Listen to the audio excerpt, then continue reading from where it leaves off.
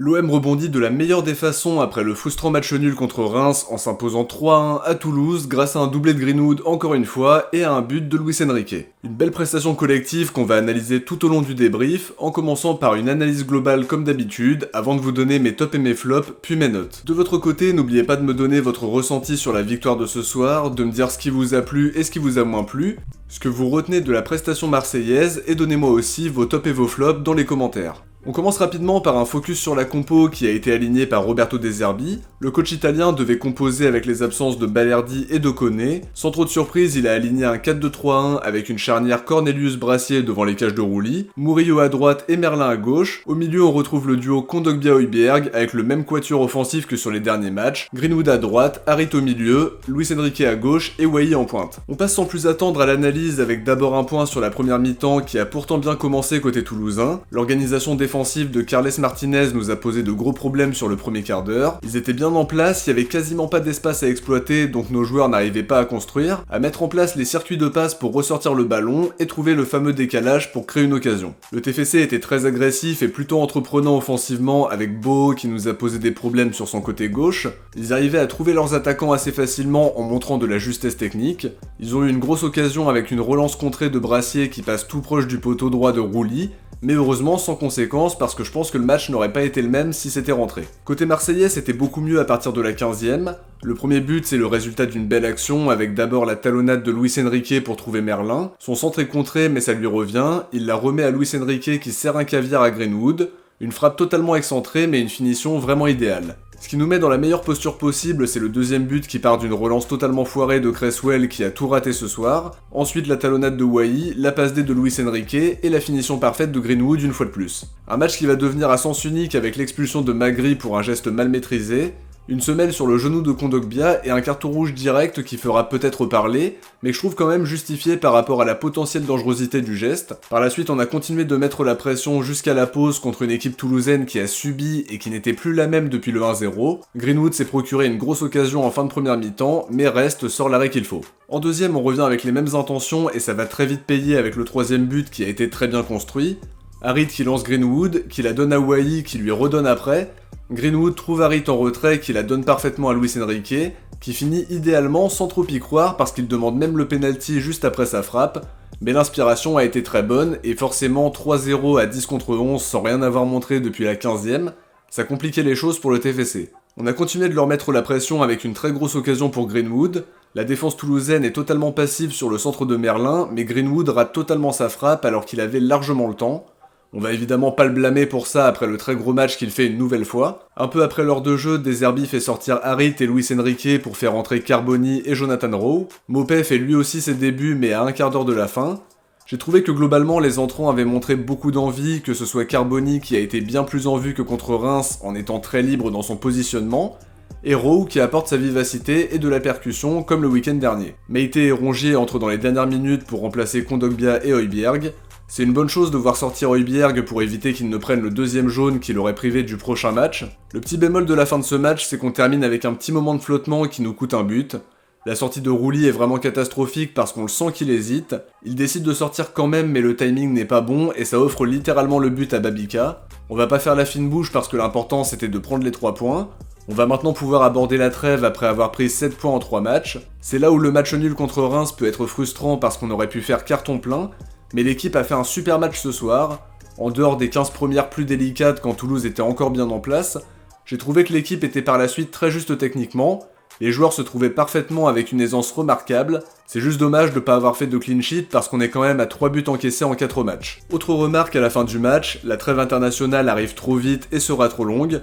Ce genre de victoire ça donne envie d'en voir encore plus, mais on va être privé de notre OM pendant une quinzaine de jours, ça va être long avant de retrouver le De Zerbi Ball qui nous régale bien depuis le début de la saison. Maintenant qu'on est revenu sur le match en globalité, on va passer au top et au flop en commençant par les tops. Le premier joueur que je vais citer c'est Mason Greenwood qui a fait un super match une nouvelle fois. À chaque fois qu'il touche le ballon il se passe quelque chose, il marque un magnifique but alors qu'il est dans une position très excentrée. Sa finition est parfaite pour le 2-0 aussi, bien servi par Luis Enrique qui le décale idéalement. En dehors de son occasion manquée, il n'y a pas grand chose à redire sur son match. Il a tout simplement confirmé ses 2 premiers qui étaient déjà excellents. 5 buts en 3 matchs, c'est vraiment exceptionnel. Luis Enrique en fait forcément partie et j'ai même envie de dire que c'est mon Marseillais du match. J'ai l'impression que c'est vraiment plus le même joueur qu'avant. L'arrivée de De Zerbi lui a fait beaucoup de bien et ce soir c'est un match XXL de sa part. Passeur décisif sur le premier avec une talonnade au départ de l'action et un caviar pour trouver Greenwood à l'arrivée.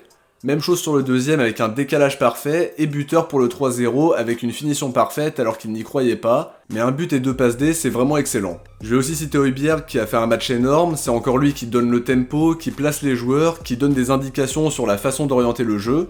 C'est vraiment le patron de cette équipe et j'ai vraiment l'impression qu'il est là depuis des années tellement ça semble facile pour lui. J'ajouterai Merlin qui a été vraiment très intéressant par ses montées. Il y a une relation très intéressante avec Luis Enrique qui se met actuellement en place, j'ai l'impression qu'il se trouve les yeux fermés. Ses centres sont toujours dangereux, il aurait même pu être passeur décisif si Greenwood avait cadré sa frappe. Le premier but part d'une belle combinaison avec Luis Enrique et clairement il confirme qu'il est devenu indispensable dans le collectif du nouveau coach. J'ai pas vraiment envie de citer de flop à proprement parler parce que la performance collective a été très bonne. En revanche, on est quand même obligé de parler de la sortie catastrophique de Geronimo Rulli qui nous empêche de faire un clean sheet. Mais en dehors de ça, il a été plutôt vigilant et serein à la relance, donc j'ai pas envie de le pointer du doigt plus que ça non plus. On passe aux notes en commençant justement par un 4,5 pour Rulli pour les raisons qu'on a citées un peu plus tôt.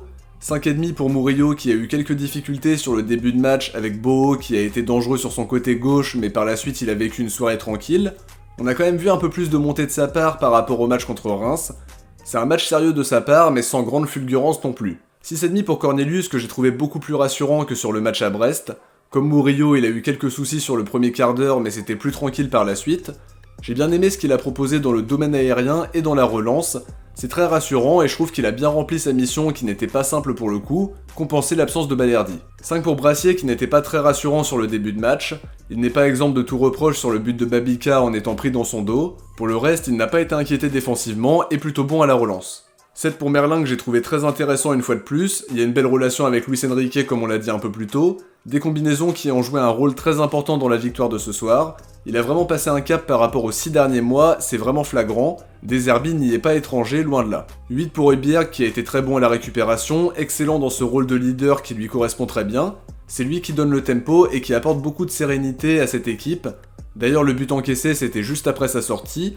On a senti que ses coéquipiers n'avaient plus les mêmes repères sans lui, mais il fallait éviter qu'il prenne un deuxième jaune. 7 pour Kondogbia qui a fait un très bon match en remportant la majorité de ses duels, en récupérant pas mal de ballons aussi, il a apporté l'impact physique qu'on attendait de lui, c'était vraiment bien. 5,5 pour Harit que j'ai trouvé quasiment invisible sur la première mi-temps, c'était mieux sur la deuxième même s'il est sorti un peu après l'heure de jeu, il était à l'origine de l'action du troisième but et à la passe décisive sur ce fameux but de Luis Enrique. Ça sauve un peu son match qui a été très mitigé jusque-là. 9 pour Greenwood qui a encore une fois proposé de très bonnes choses, double buteur, toujours aussi impactant quand il a le ballon dans les pieds. Son occasion manquée ne changera rien à sa très belle prestation, mais il était tout proche d'inscrire un triplé et de monter son total à 6 buts en 3 matchs.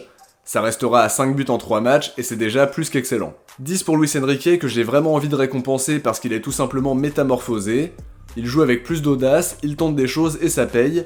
2 passes D, 1 but et une association avec Merlin qui est plus que prometteuse. 5,5 pour Wai qui est impliqué sur le deuxième but avec une magnifique talonnade pour Luis Enrique avant qu'il trouve Greenwood sur sa droite. En dehors de ça, je trouve que son match a été quand même assez neutre. Ça a été le premier joueur à exercer le pressing, il a offert des solutions à ses coéquipiers en étant capable de dézoner et en étant plutôt propre dans ce qu'il a tenté, mais il n'a pas eu d'occasion pour aller chercher ce petit but qui lui aurait donné de la confiance. Pas de note pour les remplaçants, mais une petite remarque pour Jonathan Rowe qui est entré en apportant ce côté percutant qui le caractérise bien.